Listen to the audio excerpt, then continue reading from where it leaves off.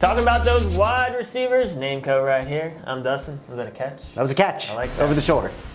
Exciting news on our website. It is responsive now. You're going to want to go check that out. It's very pretty. Also, get our draft guide. Get onto our website. Download it. We got a cool cheat sheet on there. We'll be updating it throughout the preseason. All right, let's talk about Fantasy Jocks real quick. You can get a ton of great stuff on there, including the draft board executive kit. So for those live drafts, you get the board where you're going to put the players. You need names for that. So here are the names that you're going to put up on that board. You're going to get a banner for the winner. You're going to get trophies for winners, losers. You're going to get loser prizes, including the tiara and sash, plus other great stuff. Executive kit for the draft for Fantasy Jocks. Check it out. It's pretty sweet. You definitely want to check that out. Let's get into Tier 1.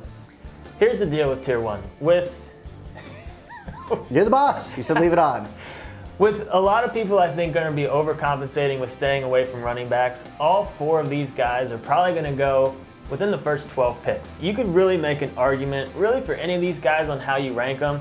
You know, we got Brown, Jones, Beckham, Hopkins. They're all amazing. Again, they're all going to go probably in the first 12 picks, so you're only going to be able to get one of them probably in any type of snake draft, unless they fall towards the end of the round.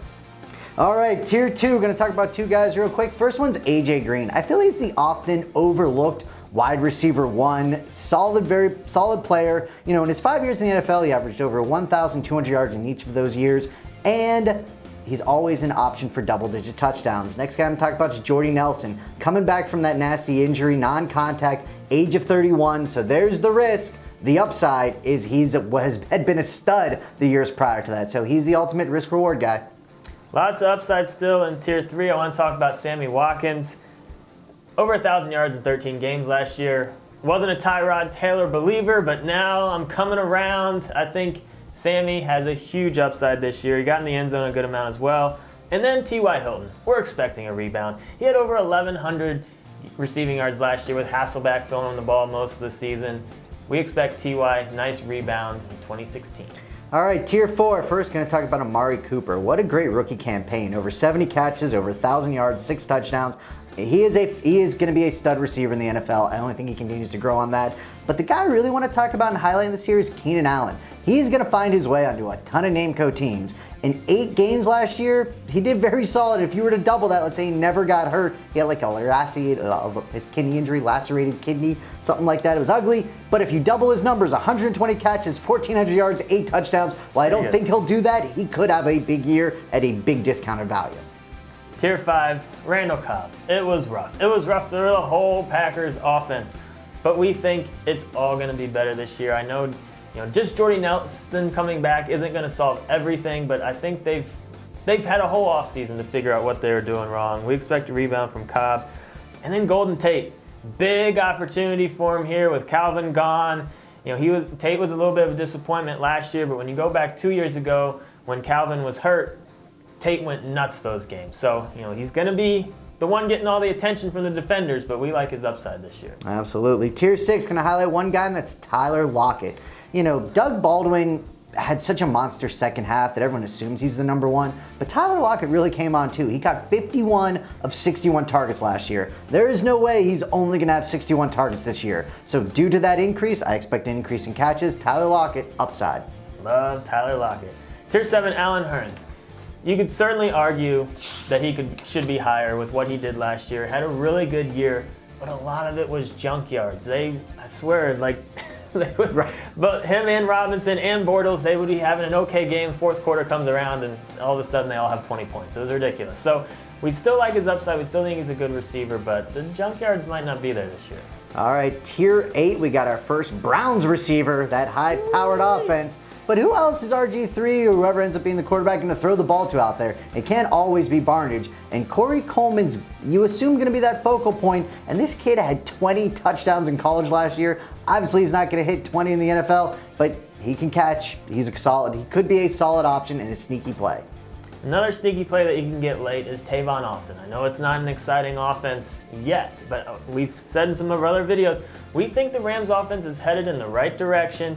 And here's one thing that I like about Tavon Austin. You're looking at stats, you're looking at receiving yards. He had 434 rushing yards and 4 rushing touchdowns. They're getting the ball in his hands. He's a sneaky late-round pick.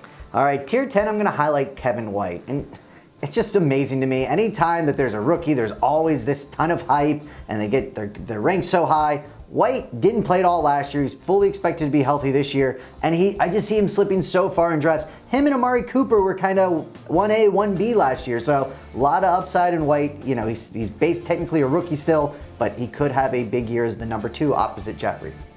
Tier 11, a very interesting person, someone that you're going to want to pay close attention to during the preseason. He could be the ultimate sleeper, Sammy Coates with Pittsburgh. They got Wheaton out there. He's good, he's not great, he's very beatable. The reports on Coates have been solid. If he ends up getting a role on that high-powered Pittsburgh passing offense, look out, he could be, he's someone to watch. We like him. All right, tier 12. I have vowed to never draft this human again. Torrey Smith. I know there's a ton of you out there that hate it because Torrey Smith either has like one monster game 1 week and then terrible 4 weeks, so he kills you. But I'm starting to believe he's the number 1 in the Chip Kelly. He's gonna get all the balls. That Kelly offense, a lot of snaps. Could be better with Gabbard if he ends up winning. Yeah. But he's still ranked here for a reason. Keep that in mind. He's not undraftable in your mind anymore. Exactly. Yeah, that's about all I got. And in the last tier, Kamar Aiken. He's got too many people in front of him. But he showed last year that he can be a productive receiver. You know, he's someone, keep an eye on all the Baltimore receivers, see who ends up winning those jobs, see if there's any injuries. But if Aiken gets another chance, he could be solid again. So, get on our website, get the draft guide. If you like this shirt or some others that we got on there, thirdndout.com, check them out. We're running a photo contest on Instagram. We're on Instagram, so first of all, follow us there. Hashtag FST photo contest. We're running it through the preseason. We'll end it at end of August. We'll pick our 5 favorite ones. You'll get a shirt, and the best one will get a grand prize to be determined. Hopefully it'll be awesome because everyone is going to do it. We want pictures of your trophy, your loser prizes. If you do a cool thing on draft day, anything cool that your league does, we want to see a picture. Pretty much anything. FST photo contest. Subscribe. Follow us on Twitter at Fantasy Advice. We do sleepers of the day. Facebook. Fun stuff.